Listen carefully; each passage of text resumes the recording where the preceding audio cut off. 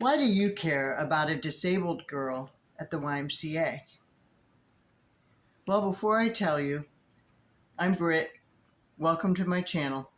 I'm letting you know I don't have any fancy slides or a whiteboard or visual aids today. I'm just letting you know how my heart was moved by Izzy at the YMCA. Every day I'm at the YMCA, almost every day, and she's there almost every day in her wheelchair, scuffling along with one leg pushing the other leg, and she makes it to a machine. She gets on a machine and for 30 minutes plows with her arms, moving her arms. And then for 30 minutes, she gets up on the walking machine with braces on her legs and awkwardly walks along. And I'm reminded of the great movie, The King's Speech, where the King of England had a stuttering problem and much effort, much time, much energy, much coaching. He worked that out, and it was a miracle.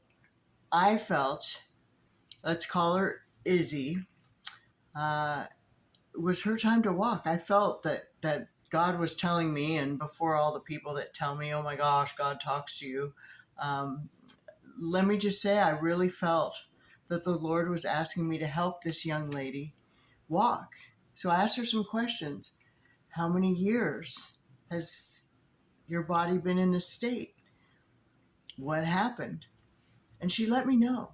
And I can understand her determination against all odds to keep going. And it turns out that it had been years she has been doing this, since she was in a tragic car accident which totaled the car, flipped upside down a ridge, and she was left there for 24 hours before they found the car. She was lucky to be alive, was in a coma, came out, and she's been persistent ever since. So my heart went out to Izzy. I thought, even though I'm working 12-hour days, I would love to spend some time with her. And some of my favorite motivational speakers and inspirations, Zig Ziglar, Tony Robbins, people that have seen physical miracles, have inspired me to help assist others occasionally with this. And it comes down to mindset, right? And I thought she had the right mindset. So why do you care about this disabled gal at the YMCA? Why do I care? Well, I learned a valuable lesson. And unless somebody wants to shift, wants to go from 1.0 to 2.0 life, the patterns in the subconscious will just keep them right where they're at. So after working with Izzy a bit, one day I came to her and said, here is a tape. A dear friend of mine with no arms and no legs who actually has reached, yes, almost 1 billion people on earth. And he says, isn't it interesting how God gave a man with no arms and no legs to be his hands and feet on the earth? At any rate, that's my friend Nick. So I gave Izzy some tapes of Nick for inspiration. And we had wonderful talks, and I so admire this young lady. She's amazing.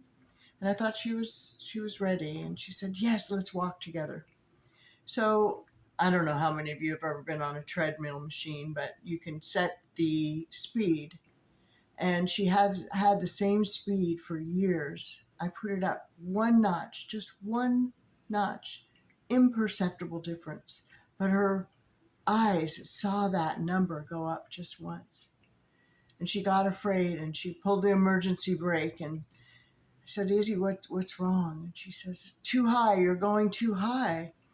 Now, if she hadn't seen that number, I guarantee you she wouldn't have known the difference. But her mind was, oh, that's too high.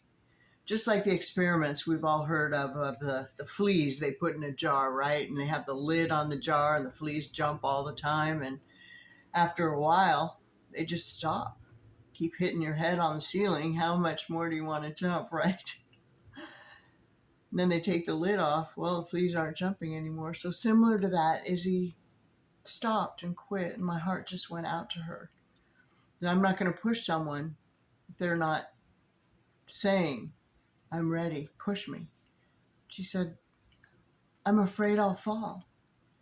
And I said, well, Izzy, you might fall, but I'll pick you up. I'm right here and you'll be fine. You know, she had cushioning, the whole deal.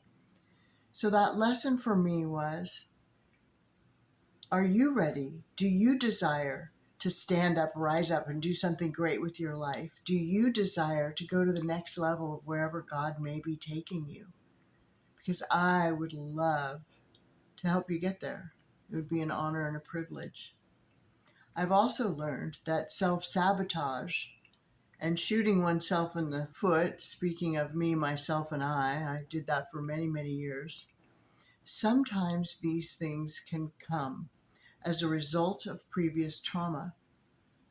In my case, choosing to have an abortion in college set me up for a host of symptoms that I wasn't aware would be following that decision. And one of them is self-sabotage or the fear of falling. So I quit trying after a while. And when I found my own path to thrive after many years of developing a system through trial and error and study and research, a system that helped me thrive in my life and get past some of these symptoms,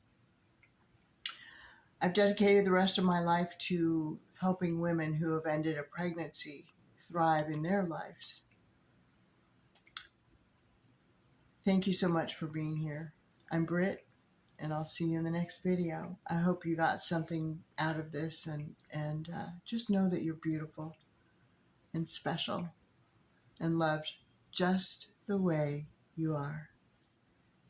Leave me a comment. I do my best to answer everyone.